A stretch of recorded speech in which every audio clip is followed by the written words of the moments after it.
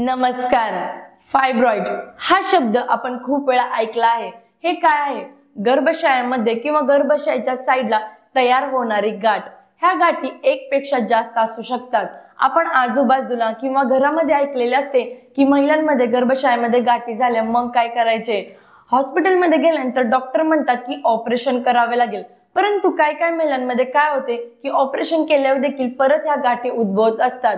तर आजच्या व्हिडिओमध्ये असं आपण कोणते एक्सरसाइज केल्या पाहिजे किंवा असे कोणते ड्रिंक घेतले पाहिजे आयुर्वेदानुसार की ह्या गाठी परत तयार होणार नाहीत आणि जरी झाल्या असेल तर त्याची साईज कमी व्हायला चालू होईल. या व्हिडिओमध्ये आपण हे बघणार आहोत. त्यामुळे व्हिडिओ स्किप न करता पहिल्यापासून ते शेवटपर्यंत नक्की बघा.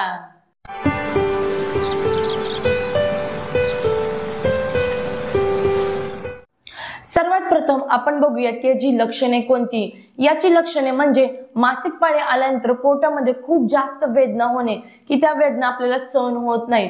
दुसरं, कमरेमध्ये आणि पायामध्ये खूप जास्त वेदना होत असते. तिसरं म्हणजे आपली पाठदुखी खूप जास्त प्रमाणात होते. चौथं, लघवीला वारंवार येते. हे कशामुळे होत असतात बघा. गर्भाशयात गाठी कशामुळे होत असतात? अनुवंशिकता देखील असते की पहिल्यांदा आईला आहे नंतर ते मुलीमध्ये आले आहे. याच्यावरती सोल्युशन म्हणजे एक ज्यूस प्यायचा. सकाळी उठल्यानंतर हा ज्यूस तयार करणे. या ज्यूस मध्ये पहिल्यांदा आवळा पावडर. आवळा तुम्ही घरी आणू शकता, ते पूर्ण सुकवून त्याची पावडर बनवू शकता किंवा एखाद्या दुकानामध्ये तो आवळा पावडर तुम्ही घेऊ शकता. एक ग्लास थोडस कोमट पाणी घ्यायचं. या कोमट पाण्यामध्ये थोडस 1 चमचा आवळा पावडर टाकायची. दुसरं म्हणजे शेवग्यांची जी पानं असतात, जी आपल्या शेवग्याच्या शेंगा असतात त्याची पानं घ्यायची. ती पूर्ण पानं घरी आणून वाळवायची, त्याची पावडर करायची किंवा तुम्हाला ऑनलाईन भेटत असेल तर तुम्ही घेऊ शकता.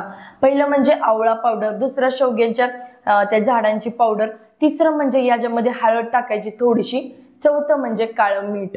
हे पूर्ण त्या 1 ग्लास कोमट पाण्यामध्ये टाकायचं, पूर्ण हलवायचं व्यवस्थित आणि सकाळी ते रिकाम्या पोटी प्यायचं. आवळ्यामध्ये आणि शेवग्यांच्या या पानांमध्ये काय असतं बघा. ह्याने काय असतात, ज्या गर्भाशयातल्या गाठी असतात त्याची साईज हळूहळू प्रमाणामध्ये कमी होत असते. त्या एकदम तरी नष्ट होत नाही, परंतु त्याची साईज जी आहे ते कमी प्रमाणामध्ये व्हायला लागते आणि आपल्या पोटात जे जास्त प्रमाणामध्ये दुखत असते की मासिक पाळ्यानंतर ते दुखणे देखील हळूहळू प्रमाणामध्ये कमी होत असते.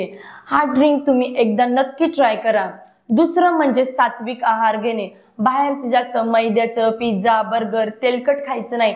जे पण आपलं घरी बनतं आणि घरगुती जेवणे, हिरव्या पालेभाज्यांचा वापर जास्त करणे.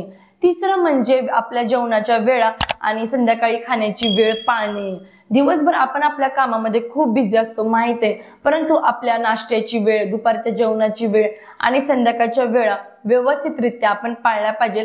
टाइम टू टाइम आपण खाल्ले पाहिजे. चौथं म्हणजे भरपूर प्रमाणामध्ये पाणी प्यायचं. शरीरात आपल्याला कधी लक्षात राहत नाही की आपण कधी पाणी पिलो हा नंतर कधी यायचं, परंतु टाइमच्या टायमिंगला आपण व्यवस्थित भरपूररित्या पाणी पिणे. तसेच यामध्ये तुम्ही योगामध्ये कपालभाती प्राणायाम करू शकतात. तसेच बटरफ्लाय पोज, भरपूर सारी योगासने आहेत की जेणेकरून ह्याची साईज कमी व्हायला चालू होते. जर तुम्हाला ह्याच्यावर स्पेशल व्हिडिओ पाहिजे असेल की गर्भाशयामध्ये गाठी झाल्या कोणता योगा करायचा किंवा काय करायचं, तर त्याच्यावरती एक मी स्पेशल व्हिडिओ बनवणार आहे. कमेंट बॉक्स मध्ये सांगा की कोणाकोणाला याच्यावरती व्हिडिओ पाहिजे. तसेच हा व्हिडिओ जे पुरुष लोक बघत असतील त्यांना माहित असेल की आपल्या मैत्रिणीला, आपल्या आईला हा प्रॉब्लेम आहे, तर त्यांना हा व्हिडिओ नक्की शेअर करा की जेणेकरून त्यांना देखील याचा फायदा होईल.